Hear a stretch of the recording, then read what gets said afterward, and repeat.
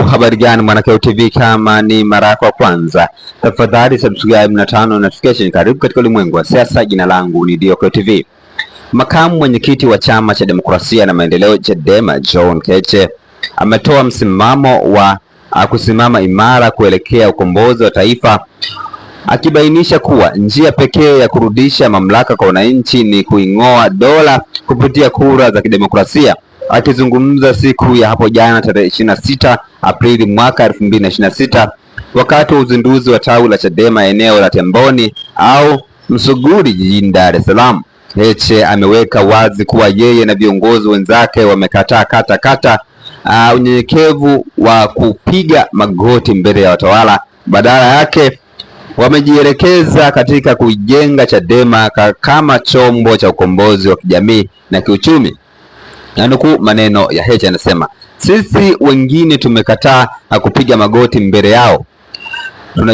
Tunachohitaji ni nyie mtuunge mkono. Chama ambacho kitarudisha mamlaka kwa wananchi ni Chadema, alisema Heche, na kuongeza kuwa katiba ya chama hicho inaeleza ushindi wa dola upatikane kwa njia ya amani na demokrasia ili kuleta maendeleo endelevu. Heche ametumia fursa hiyo kuhoji kitendo cha umaskini wa Tanzania katikati ya utajiri mkubwa wa rasilimali.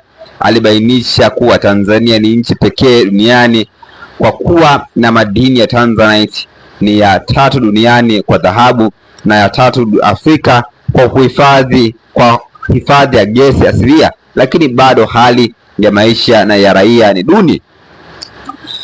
Inasikitisha kuona nchi yenye utajiri huo wote watu wao bado ni maskini. Katiba yetu inasema ni lazima kukuza na kuimarisha uchumi kwa kutumia rasilimali zetu wenyewe kwa faida ya umma, alisisitiza kiongozi huyo, huku akipokelewa kwa kishindo na wananchi waliojitokeza eneo hilo la Temboni.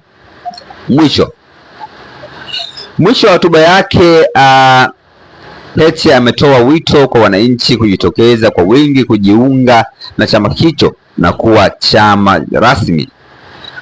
Amesisitiza kuwa kwa kuungana na Chadema wananchi watatengeneza umoja thabiti unaohakikisha rasilimali za nchi zinalindwa na kutumika kuinua nchi, uchumi na wa kila Mtanzania. Mwisho wa kunukuu maneno ambayo John Heche amezungumza siku hapo jana, ambapo alikuwa anazindua ofisi za chama cha Chadema katika eneo la Temboni pale. Una maoni gani kama Mwanakeo TV? Tafadhali subscribe na turn on notification. Tukutane wakati ujao katika masuala ya siasa. Bye bye.